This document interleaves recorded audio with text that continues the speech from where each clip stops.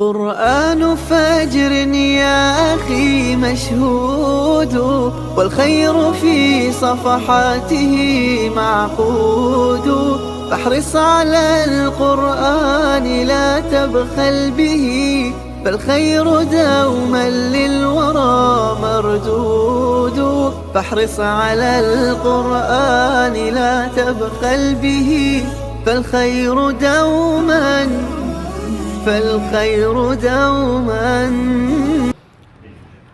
إن الحمد لله نحمده ونستعينه ونستغفره ونعوذ بالله من شرور أنفسنا وسيئات أعمالنا. من يهده الله فلا مضل له ومن يضلل فلا هادي له، وأشهد أن لا إله إلا الله وحده لا شريك له، وأشهد أن محمدًا عبده ورسوله. أما بعد، فإن أصدق الحديث كلام الله، خير الهدي هدي محمد صلى الله عليه وسلم، وشر الأمور محدثاتها، وكل محدثة بدعة، وكل بدعة ضلالة، وكل ضلالة في النار. بسم الله الرحمن الرحيم. تفسير سورة الكهف. سورة waxaa la yidhaahdaa سورة الكهف.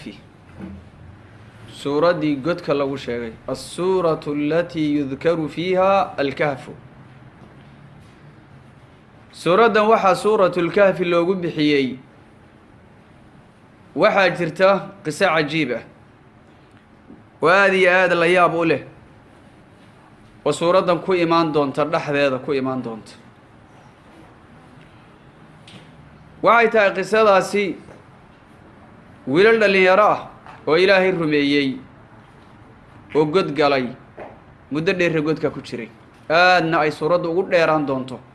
qisada ugu soo horeysa bayna noqon doontaa biidni illaah. suuraddan tadeeta suuratu lkahfi waa makiyo oo waxay ka mid tahay qur-aanka nabiga intuu maka joogay kusoo degay ayay suuraddu ka mid tahay. waxaa jira hadal ah suuraddu qeybna maki kusoo degtay, qeybna madiina. sax ma ah. suuraddu waa maki, waa qur-aanka maka kusoo degay nabigu intuu joogay sala allahu calayhi wasalam. laakiin waxaa jira dhowr aayadood oo suuradda aan maki ahayn, sida aayadda 58, sida 86 oo kaleeto. laba aayadood, saddex aayadood waxaa la sheegaa suuradda inay madani tahay oo ayna kusoo degin iyagu mako. suuraddu waxay ku jirtaa qur-aanka 200 loo yaqaano, aayaadkiisuu 100 uu kor u dhaafay ayay ku jirtaa suuraddu. qur-aanka dheerdheera ma aha, qur-aanka gaagaabana ma aha. suuraddu waa qur-aanka dhexdhexaadka ah, laakiin qur-aanka dheerdheer bay suuraddu raacsantahay, u dhowdahay, laakiin qur-aanka ugu dheerdheer ma aha. aayaadka suuraddu ay ka kooban tahay waa 110 aayadood. suuraddu tartiib ahaan qur-aanka haddii la fiiriyo waa suuraddii 18aad tartiibka qur-aanka misxafka ay ugu qoran tahay. waa suuraddii 18aad suuraddani waxay ku xigtay xagga tanziilka ama inzaalka soo degitaanka suuratulghaashiya markay soo degtay. suuratulghaashiya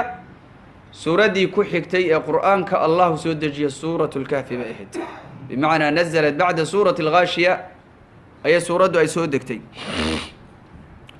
suuraddan tadeeta waxay ku bilaabataa ammaan ilaahay la ammaanahaya subxaana wa tacaala. alxamdu lilah ayay suuraddu ay ku bilaabataa. suuraddan tadeeta waxay ka sheekayn doontaa dulqarnayn, nabiyullaahi muusa iyo nin saalixa. suuraddan tadeeta ay jusku, haddii qur-aanka juz ahaan la yidhaahdo, suuraddu waa juska 16aad. 15 juz baan soo dhammaynay. juskii 16aad ayaanu hadda bilaabaynaa. xisbiga qur-aanka waa 30 ilaa 31 rubuc, waa 1 ilaa 2. haddaba ugu dambayn mawaadicu suura ama mixwaru suura. suuraddu maxay ka hadashaa? ومحي وحا يكو وريغيس سورة معنى هذا سورة الكافي هورتا وامبكيو مر هدي لو هذا سورة وامبكية محور كذا وقوة يكو وريغيس ومحي وتوحيدك وقصوينك وحق إيمانك سورة وحا قوين سصوبحينتا جزاها حسابتا قرآن كمبكي انت بدن وحكشك يا محي حق عقائدك جملة هان سورة وحا يكون بالله الحمد لله رب العالمين وحي كمتها الشان سورة ضد وأي وقوه الرئيسه الحمد لله رب العالمين وانا سورة الفاتحة سورة الأنعام سورة الكافي يا سواه يا فاطر وسورة القرآن كوقوه الرئيسه سورة اللبادنا وسورة الأنعام سورة صدحات نواتي وسورة الكافي أفراد يشتناد نويسكو حقانا وصويه فاطر شنتها سورة ضد بقرآن ككب اللوضة الحمد لله كب اللوضة سورة دن وحا كجيرا صدح قصه وآدي آد عجائب له قصة كوبات سورة دن وحي نقون دونتا قصة أي كب اللابان دونتو وسورة دن لوغو مقعدري وأها أصحاب الكهف يا قصة لبعض سورة دن أي كهد لدونتو وحي نقون دونتا nin saalixa oo wanaagsan oo ilaahay yaqaana iyo walaalkii oo kaafir ah oo faanahaya waan ilaahay aqoonin qiso cajiib leh oo dhaxmartay suuraddu waxay ka hadli doontaa mar saddexaad nabiyullaahi muusa iyo nabiyullaahi khadir qisooyin fara badan oo aad cajiib u ahaa oo dhaxmaray oo aad u dheer ayay suuraddu haddana ka hadli doontaa suuraddu waxay ku dhammaan doontaa bilowgana waa qiso dhammaadkana suuradda waa qiso nin saalixa oo wanaagsan oo dhulka oo dhan soo wada maray wuxuu arkay iyo wuxuu qabtay iyo wuxuu yidhi iyo wuxuu sameeyey oo dulqarnaynaba suuraddu ku dhammaan doontaa hadalka ugu dambeeyana suuradda wuxuu noqon doonaa tawxiidka baa lagu gunaanadi doonaa iyo ilaahay subxaana wa tacaala qofkii doonayow faman kaana yarjuu liqaa'a rabbihi falyacmal عملا صالحا ولا يشرك بعبادة ربه أحدا بقدم بين دون لفظ الأحد بسورة أو قدم بين دونا سورة مركة والسورة عجيبة واحد أحد إذا كل شيء مركان جانون بشيء كرنا لكن محور كسورة يكون ريجي سواء محي ودعوة توحيدك عقيدة لكن أفر تاقي صور دير بكجرة سورة دنت أحد هذا سورة دني وحجرة فضلك أيلي ضحي سورة أحاديث فربضان أو بدن بكسو عرورتي أحاديث انت بدن مقال بكشيرة انت بدن وحير أو كميدا با نبات قلي انت حتى نبات قشتري نبات قلي يدو متفق معها وعا كميدا مثلا با فضائشة سورة انت أنس رضي الله عنه النبي يقول صلى الله عليه وسلم قفكي سورة انت أغريا نور بالسين يا السماء إلى أرلاض انت ودحيسة عذابك قبري قنا ولا قبت بادية عذابك قبري قنا ولا قبت بادية لكن واحد سوق هذا إنه أنت أصحضي يا هذا الكوسان كان نولين تلم بمسلم كحسوس صار حديث أبي الدرداء رضي الله عنه النبي صلى الله عليه وسلم حيري قفك حفظيه طبعا آيات وسورة بالله وكذا رواية كلا واحد ويه طبعا آيات وسورة دمات كذا رواية نوا طبعا كسورة آيات وسورة وجوه رئيسة رواية كلا نوا طبعا كسورة آيات سورة وقدم بيا عصيمة من الدجال بلغ إلى عليها في الندى الدجال أي لغا إلى عليها مسلم كسيدو كلا waxa ku sugnaa xadiis Nawaas ibn Sam'aan qofkii dajjal u soo haleelo oo Ilaahay uu la kulmiyo suuradan bilowgeeda ha aqriyo buu nabigu yiri sallallahu alayhi wa sallam suuradu dajjal bay dawo u tahay bimaana labada xadiis ba waa sax waxa jira qofkii aqriya suuradan waxa loo goglayaa iftiin nuur ila jumcaha soo socda jumcaha lagu jiro iyo ila jumcaha dambe حديث قال اسكو فرساري تلم بشر محمد ناصر الدين الألباني وصحيح حديث كاس لكن أردقيس أبو إسحاق الحويني قاشانكو الضروري أردقيس مثلا موسى العدوي وكلاته قاشانكو إسنا الضروري ولذلك حديث كاس وحاس صح إنه سن حديث كاس موقوف هي لكن موقوف كيسا صحيحة لكن حديث كاس موصول معها ساسانا صح كتاب بوك دنبونا كقري أبو إسحاق وكقري الحويني كتاب دنبو كقري حديث كايسا لفتيسا laakiin xadiidkaasi waa sax iyo ma asixin xogaa war fara badan baa ku jira. الحمد لله الذي أنزل على عبده الكتاب ولم يجعل له عوجا. الحمد أمان لله إلهي بأسكاله إلهي بأسقناتي الذي إله سو أنزل سودجي على عبده أدوم كيسا كسودجي الكتاب كتابك كسودجي والحال أو لم يجعل أسن أيل له كتابك عوجا وحق الله مال لك مقلوع قيما حال يهمتوسا لينذر إن أدق درتد بونو سودجي أدون كاسي قرآن كينو كدقو بأسا عقاب وشديدا درا ومن لدنه إلهي أكتيس حقي سكاهاتي ويبشر إنو قب شاريو المؤمنين كوا مؤمنين تا الذين كواسو يعملون سمينها يا صالحات أعماشا ونكسا أن لهم يغين هاتي أجرا أجرين هذي أجر كاسو حسنا ونكسا ماكثين حال أيهن كوا كنا غانيا فيه أجر كدحدي سوا جنة أبدا ولقد كبح مايا إلهي سبحانه وتعالى سورة وحو كب الله الحمد لله الذي أنزل على عبده الكتاب ولم يجعل له عوجا. إلهي وحو ليه مهد أمان شرف إلهي بأسكاله أمان أردن إلهي بأسكاله أمان أردن إلهي بأسكاله سبحانه وتعالى. وحو رب سبحانه وتعالى وليه إلها مهد له وإله أدون كيسي محمد كسو دجيه كتابك وفيرسو أنزل الكتاب على عبده كتابك وحو كسو دجيه أدون كيسي محمد ومحل المدح وأمان الذي قوبتي لغو أمانة هي لما أرنين رسولك محمد كل الدورتين لما أرنين النبي لكن وحا يري على عبده رسولك وحا الله استعمالي محل المدح على عبده إذن ومن أشرف الأوصاف أصناف تأقو وناق بدن وإن لو هذا أدون إلهي باطل وحكا قروح بدن بتشيرو أدون إلهي باطل إن لي هذا وقفك حكا قروح بدن بتشيرو لأنه النبي محمد وحا يري إلهي وحو كسو دجي كتابك قرآنك أدون كيسي محمد سورة دي هرنا بالله وقيد محوها سبحان الذي أسرى بعبده ليلا إذن محل المناجات بإهتاسنا استغل الله هذا لي النبي بهدنا وحل يري أدون كيس إذن أدون نمذو أي معه وشرف أدون إن الإلهي أوهات سبحانه وتعالى وشرف ضفك أدون نمذا لكن كبير كاوي كهلك سمي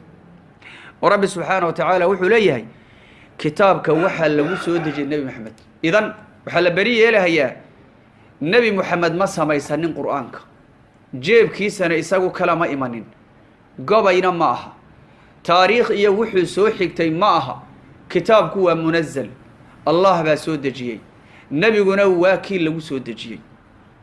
ورب سبحانه وتعالى وحى إليه كتابك قرآنك ولم يجعل له عوجا قلعكم أجر كتابك ومعتدل خلافكم أجره قلعوا دور ميلود بكي مادة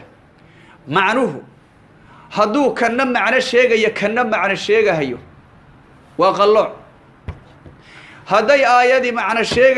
آيات كلنا معنيه برونيس وقلع الفادي هديك لبدلنتها قار عربية قارنا عجمي تهي وقلع الفادي هدينا إسلسعنن وقلع قابك وأتحيها القرآن كالسلسلة هدينا إسسو بنين وقلع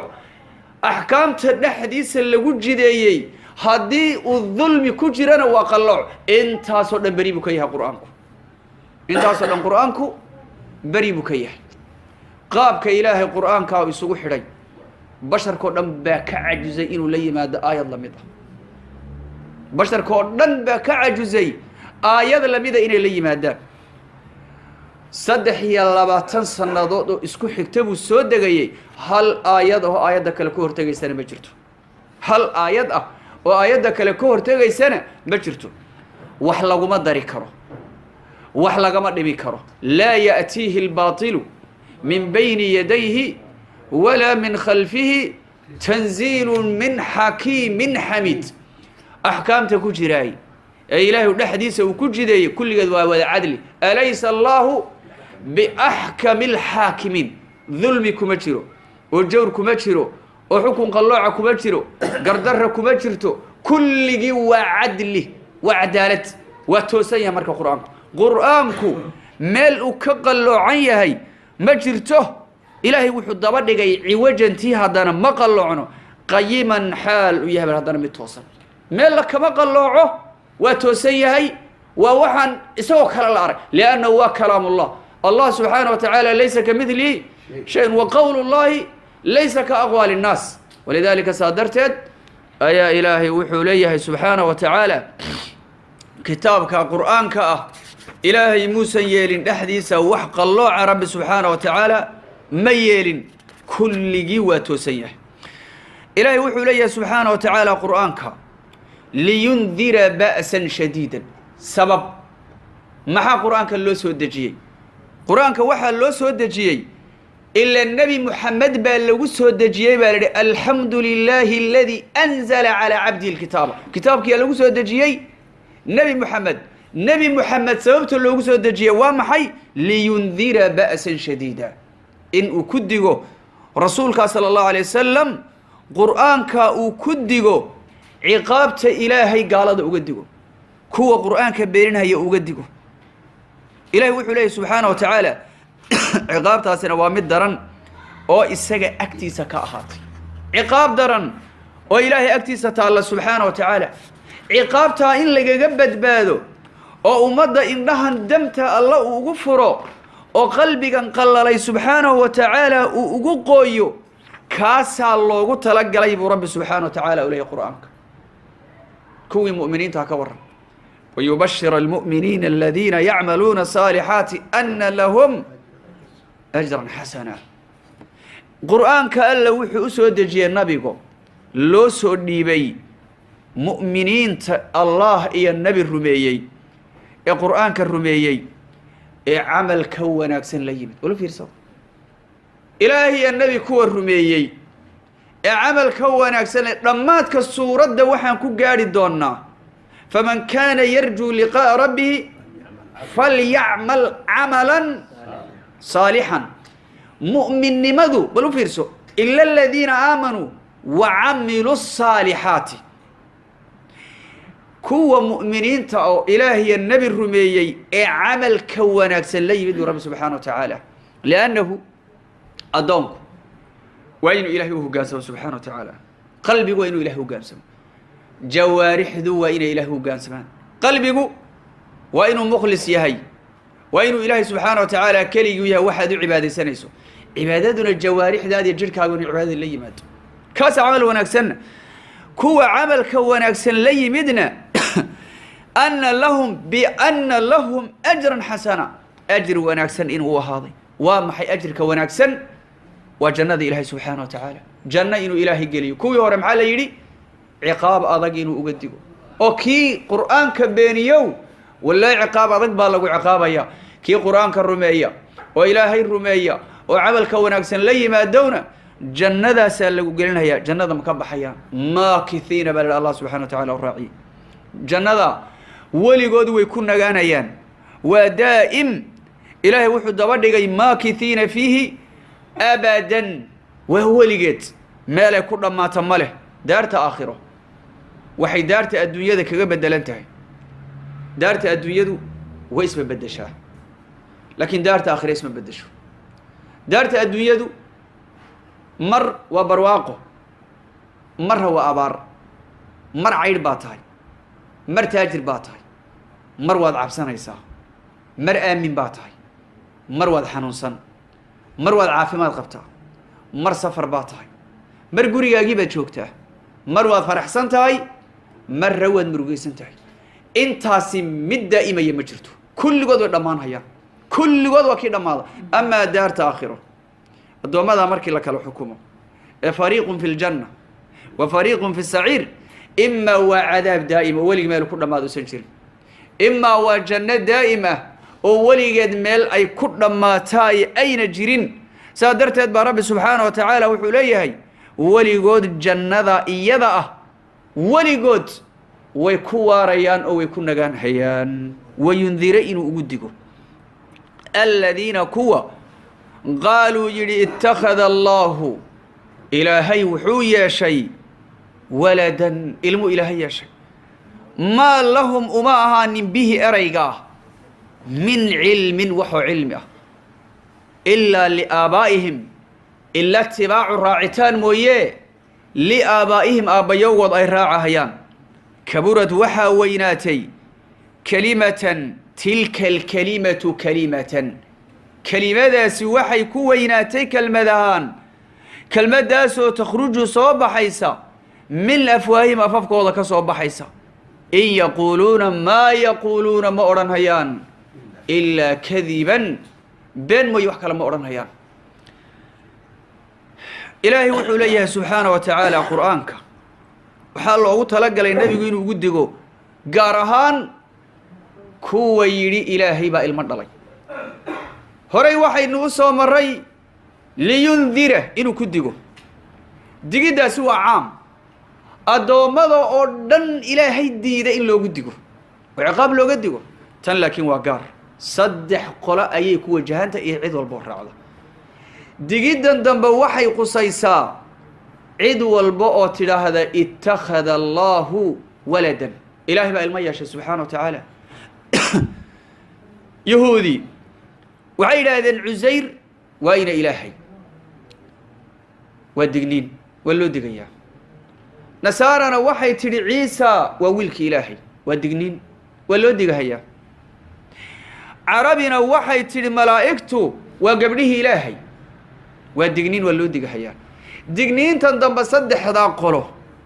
يعيد والبؤ إلهي ولد أنس بيسة بيخاص أطهي قارئ أطهي إلهي وحده سبحانه وتعالى قرآن كوحى اللوس ودجيي نبي قوينو وقدقو كويري إلهي با الميش سبحانه وتعالى وحن قاري دونا هذا الكائساقة سورة كحيكتا ولا ليه هي عركا لجة جبي قاري قلكن ولد الله قاري عليس وحي كلمة داسي كقبته إلهي با المدلي إلا يلهدو وكلمة هذا قوي وعرب سبحانه وتعالى وليه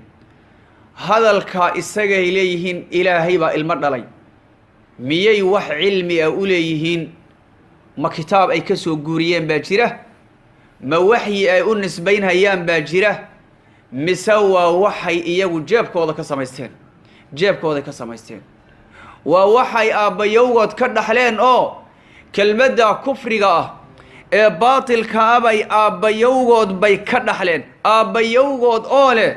إلهي با المية شيء بي مغلين هذا الكي بي إياه كعل علين هيان بدون دليل بكعل علين هيان علمي قنا وشيء قال رب إله اللي عبده فاعلم أنه لا إله إلا الله إلهي وحو ليه سبحانه وتعالى كلمة دا إيضا أي لهذين اتخذ الله ولدنا كلمة دا سوى كلمة وين كلمة دا إلهي أكتي سآد بي أقوين تهي بيان بألقون نسبية كلمة أنه كبرت تلك الكلمة كلمة كلمة دا سوى كلمة وين وكلمة هذه عجائب بضن وكلمة وين برب سبحانه وتعالى أوليه كلمة داسنا وكلمة أفكوضة كالصوب بحيسة برب سبحانه وتعالى أوليه كلمة باويناتي وآد إلهي وقعروضي وإلا إله هذا إلهي المرء عليه سبحانه وتعالى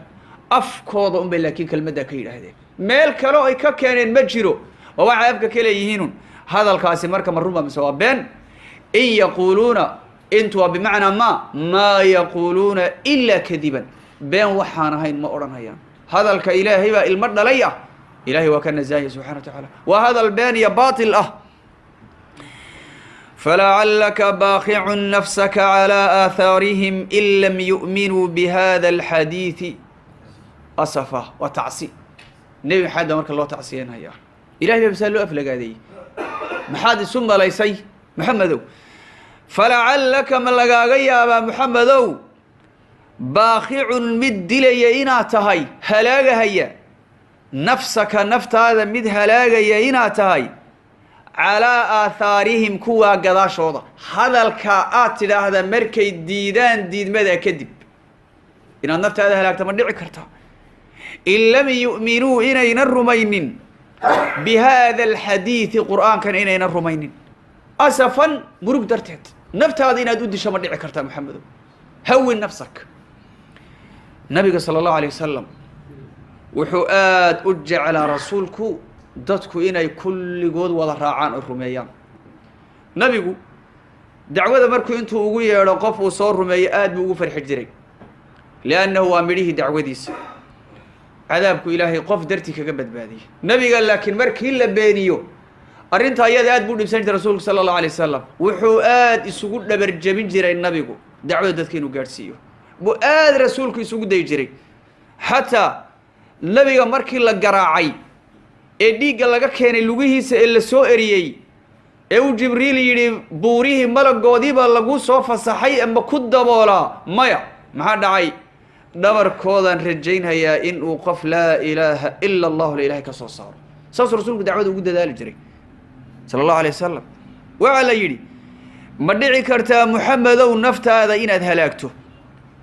kuwan ala aatharihim raadkooda gadaashooda oo waa maxay markii inta dacwadii iyo wanaagii aad gaarsiisa ay ka kufriyaan oo ku beeniyaan wayna ku raacin xumaanta aad arrinka ka xumaanayso iyo murugta aad ka murugoonayso inaad dhimato murug darteed la dhimato ma dhici kartaa muxamadow hawin nafsaka wa naftaada fudaydi muxamadow arrinka iyada ah naftaada ka fudaydiyo quraanka in ay kuwani rumayn waayaan waxba naftaada murug iyo silaha u dilin adigu waani un lasta calayhim bimusaytir ilaahay wuxuu yidhi subxaanahu wa tacaala innaa annagu jacalnaa waxaanu yeelay maa cala alardi dhulka korkiisa waxa ah ziinatan qurux baanu uga dhignay laha ardadii linabluwahum inaanu ku imtixaanno ayuhum kooda axsanu wanaagsan عملا حق عملك إلهي وحا إليه سبحانه وتعالى دولكا وحا كوركيسا هؤدن يسارا دولكا كوركيسا وحا الله وحا دولكا كوركيسا سارا وعام قروح بانو كدقنا برب سبحانه وتعالى إليه قروح أيانو كدقنا وحا والبو دولكا كوركيسا وقروح قريه وقروح جيده وقروح بوره وقروح ضرورها عركة دولك كسر رأيه وقروح وبيهن وقروح شبرت النحديث الدوليسة وقروح نرك اللحيران هايو قروح ضبضا إلهي باكسيي وقروح مراها خضارته عقارا وقروح دوغو وقروح بيها قلقلها هاياي وقروح وحو البؤ دولك كركيسة وقروح قروح دولك وطر وعلى اسويديي زينة وحا لو يقانا قروحدا وحو البودولك كوركيسا أنا وقروح بإلهي تلم بدقاحة مدو سبسبكا يدولك كوركيسا سارا أبي صدا ماذا حق الله عدا يقفك أركتو كل جيساء كوكا سينيسا يا مساسك دبق الله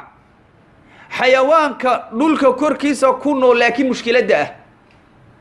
إلا نولكو مركو النبدي هاي بقروح بدنيه لكن بلايا واحد كشطة يا مقروح بدنا قروح معه مثل نينك أخلاق ذا في عن للضبيعة ذا في عن وقروح بدنيا أخلاق ذا قروح بدن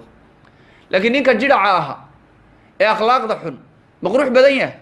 سيجي وجهي سأقول له وفل حية هذا وحيابها حيوان كمؤذي جاه واحد نبه ضار جاه دولك كوركيسا مقروح ما مسقروح معه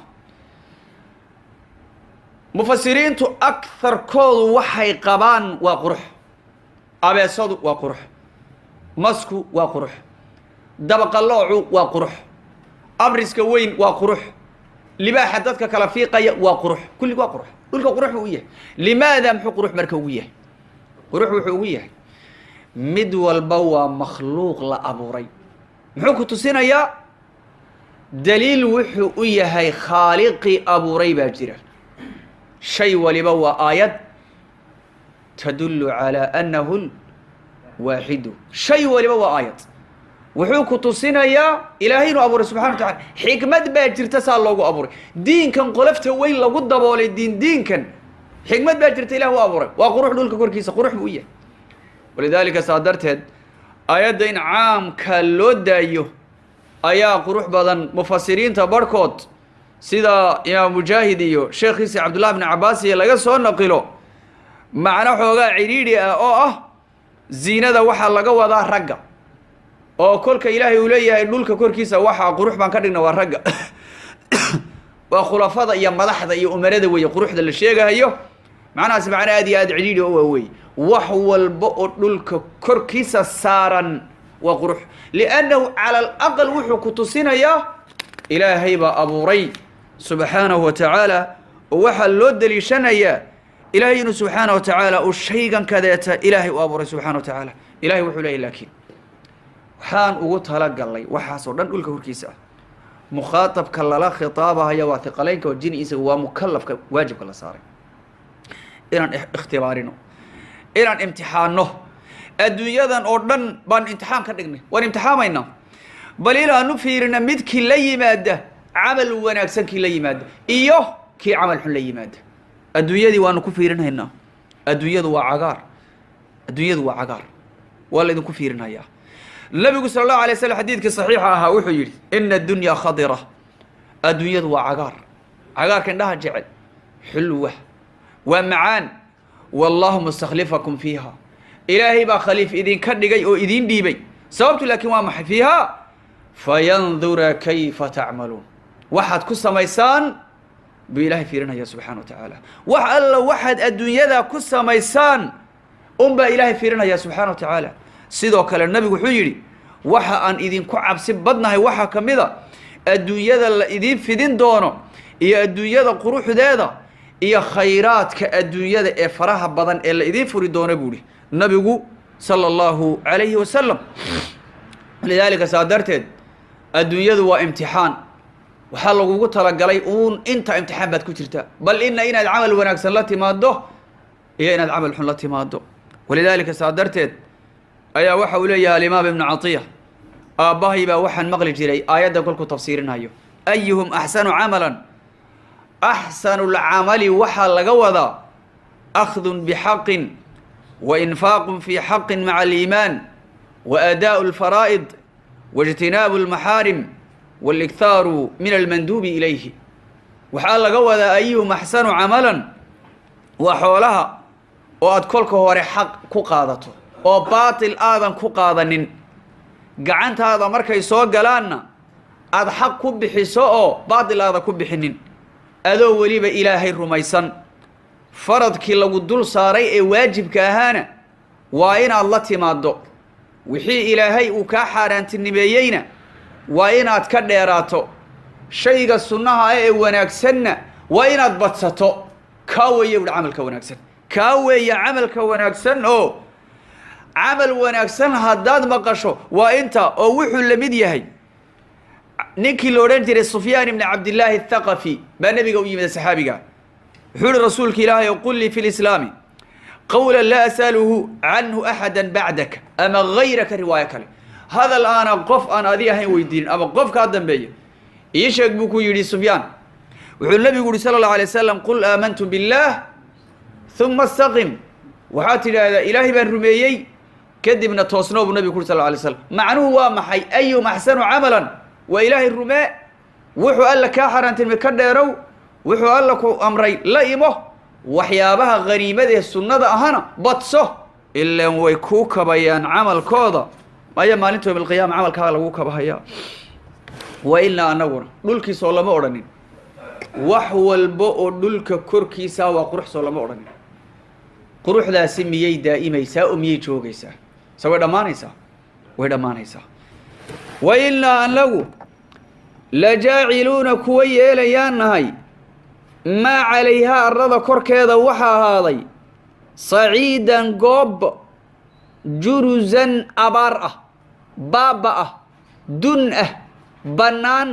wax nabaad aba uusan korkeeda ahayn saasoo kale ka dhigaynaa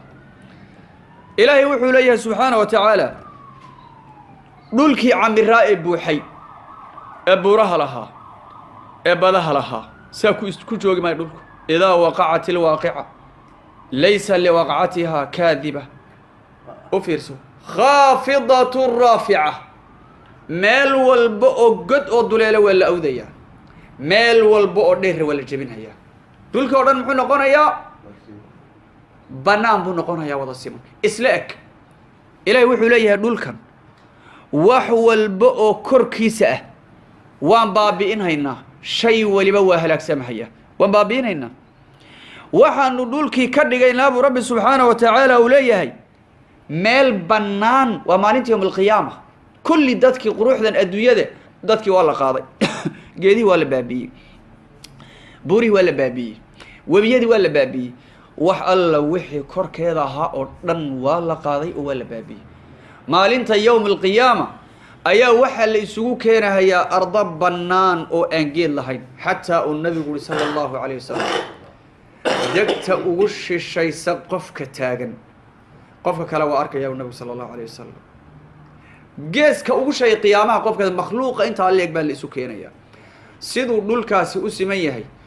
geeska ugu shisheeya qofka taagan waa arkayaa nabigu sala allahu calayh wasalam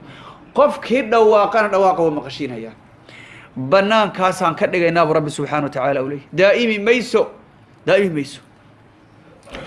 am xasibta ma waxaad u malaysay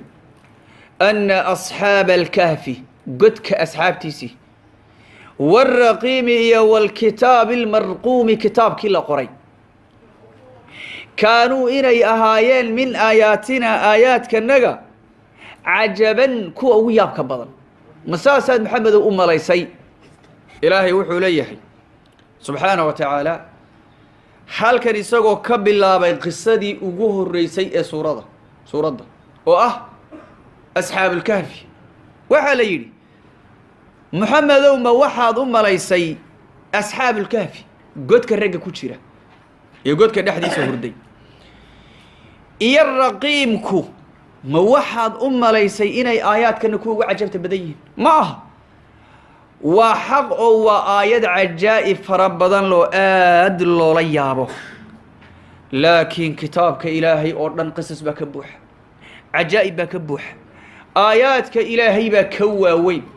samaawaadkuba ilaahay abuuray dhulkanuu ilaahay abuuray kitaabkaa sharafta ilaahay kugu soo dejiyey subxaana wa tacaala makhluuqaas oo dhan buu ilaahay subxaana wa tacaala kulligii wada og yahay raasiqiya caleen geed ka qallashay oo dhacdaa ma jirto ilaa ilaahay wuu arkaa waa laga cajaa'ib badan yahay lafteedu waa qiso cajiib badan laakiin ma waxaad u malaysay qisada cajaa'ibkeedu inay tahay tan ugu cajabta badan miyaad u malaysay buu rabbi subxaana wa tacaala uu leeyahay godka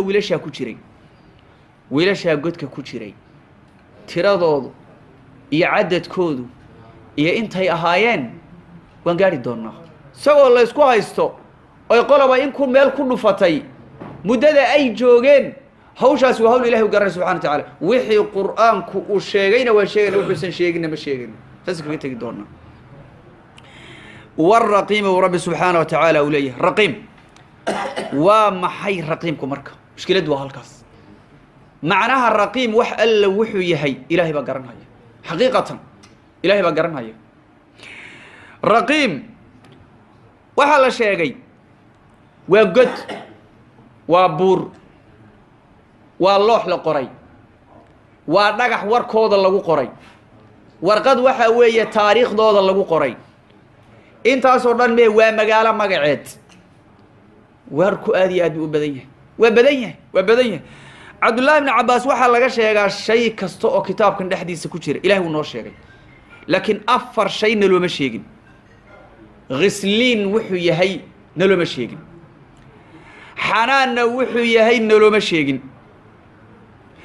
awah wuxuu yahayna macnihiisa nalooma sheegin raqiim wuxuu yahayna macnihiisa nalooma sheegin buri 4taa shay waxa ay yihiin nalooma sheegin inuu cabdullahi ibni cabbaas uu yidhi ayaa la sheegaa walidaalika saa darteed lafdigaa raqiim ah xataa mufasiriinta barhkood waxay qabaan waaba laba kala qolo oo waa qiso iyo qiso isku cadfan oo waa maxay asxaabulkahfigii iyo asxaaburaqiimkii waaba laba qolo oo kala gaar ah sax ma ah ee waa maxay qoladii asxaabulkahfiga ahayd iyo iyaga raqiibkooda. raqiibkaas marka muxuu yahay? waxaan soo qaadanaynaa lafdiga ay matalanba fuxuululmufasiriina ay u badan yihiin. matalanba ibnu jariir atabari oo kaleeto, matalanba sheekh maxamed amiin ashanqiiti oo kaleeto, waxa uu leeyahay kolkuu kitaabkiisa adoo albayaanka lafdigaas marka raqiim ah, hadalkii waxaa dhexdii noo yilay sheekh maxamed amiin ashanqiiti waxa uu leeyahay ikhtalafa alculamaau calaa hadihi alkalimati ikhtilaafan cadiiman. khilaaf weyn bay iskhilaafeen. khilaafkaa iskhilaafeen laakiin wa khayru maa fusira alqur'aanu bilqur'aan, qur'aanka waxaa ugu khayr badan in lagu fasiro qur'aan kaleeto. waxa uu leeyahay qur'aanka markaad fiiriso macnaha raqiim uu ugu dhow yahay waa in la yidhaahdo waa warqad qoran. sababta ilahi wuxuu leeyahy kitaabun marquum, kitaab la qoray buu rabbi subxaana wa tacaala uu leeyahay. raqamkana asalkiisa waxaa la yidhahdaa shayga la qoro ee la nidaamiyo. oo wuxuu leeyahay waxaa cad qoladan tadeeta wiilashan yaryar ee muslimiinta ee mu'miniinta ah ay ka baxeen ee dhuuntay ee asxaabulkahfiga ah, waxay ahaayeen qolo mu'arikhiin oo wax qora bay ahaayeen. maalintii marka ay baxayeen ay godka gelahayeen ay diintooda la cararahayeen ayaa waxay sameeyeen warqad bay qoreen. warqadda ay qoreen ama dhagax ha ahaado waxay ku qoreen, ama geed ha ahaado, ama warqadba ha ahaado, waxay ku qoreen tiradooda, waxay ku qoreen diintooda, sababta ay u carareen, muddada ay meesha galeen. marka inay iyagu qoreen oo shaygaa la qoray uu ahaa macnaha ugu dhow waa insaa la yidhaahda buuri. laakiin in la yidhaahda waa magaalo shaam ku taalla, waa magaalo falastiin ku taalla, waa boqorka magiciisii, howlahaas oo dhan wuxuu leeyahay wax daliiloo asal uu leeyahay ma jirto. wax alla waxa ku soo arooray oo dhan ee caddaynhayana dhammaanti waa israa'iiliyaad buu leeyahay sheekhu kulligii. walidaalika saa darteed qur'aankii lafdigan raqiib waa in qur'aanka kale loola noqdo. marka qur'aankii raqiib oo magaalo aan lama hayo, raqiib oo nin boqore magicii aan lama hayo, laakiin marquumkii oo waxaa la hayaa maxay ah? shay la qoray ah, kitaabu marquum. walidaalika macnaha waxa ugu awleysan in lagu fasiro waa in la yidhaahda buu ihi shay la qoray, kitaabu marquumun, kitaab la qoray. macnaha weeye buu ihi macnaha ugu awleysan aayadda in lagu fasiro. walidaalika saa darteed ayaa macnaha aayadda qofka tafsiirinayo warraqiim waa inuu idhaahdo midkii la qoray. laakiin waa magaalada magaceedii iyo waa godka magiciisii iyo waa dhagaxa magiciisii iyo warkaasoo dhan asaas uu leeyahay ma uu jiro. waana sida saxda oo qur'aanka aayaadkiisoo dhan markaaad fiiriso uu daahirinhayo. qisadaasi wiilashaa baxay iyo qaabkay u baxeen iyo sababtay u baxeen iyo hadallada yidhaahdeenba darsiga soo socdaan ku gaadhaynaa insha allahu tacaala. wallah subxana wa tacaala.